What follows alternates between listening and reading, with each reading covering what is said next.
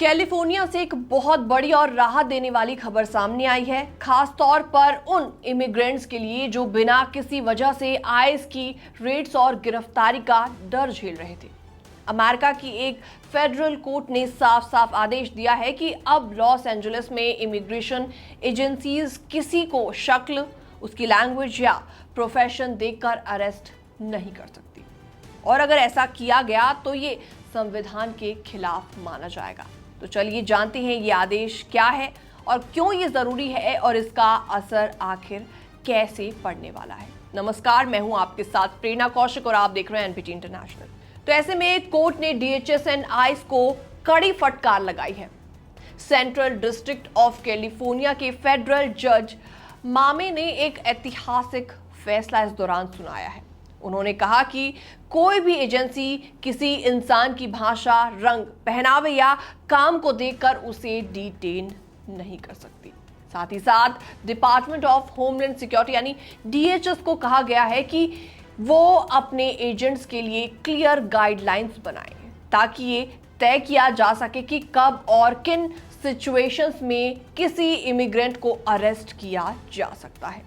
आपको बता दें, बस स्टॉप, खेतों और सड़कों पर लगातार रेड्स इस दौरान देखी गई थी।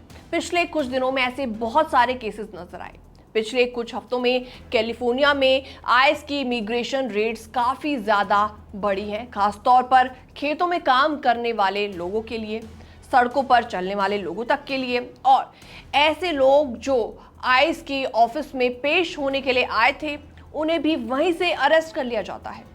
कुछ मामले तो ग्रीन कार्ड होल्डर्स के भी हैं, अमेरिकी नागरिक भी इसमें शामिल हैं।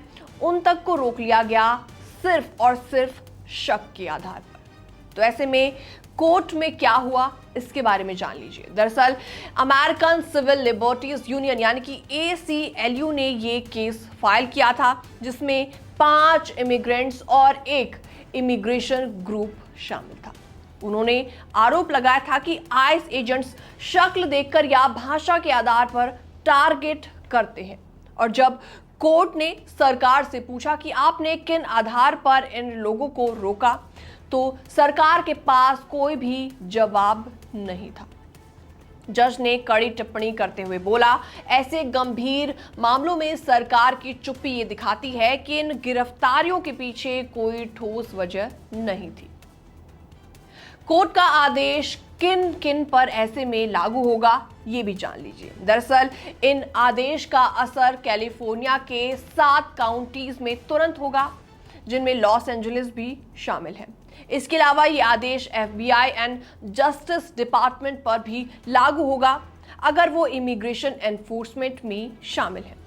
डीएचएस को अब यह भी आदेश दिया गया है कि वो अदालत को हर अरेस्ट की रिपोर्ट्स पे और दस्तावेज नियमित रूप से दे। जी हाँ, तो ऐसे में क्या क्या हो रहा था पहले, इसके बारे में आपको बताते हैं। दरअसल कुछ जगहों पर आईस एजेंट्स ने बस स्टॉप पर खड़े लोगों को भी अरेस्ट कर लिया, खेतों में काम कर रहे मजदूरों को भी टारगेट किया, रेड्स में छापेमारी की गई।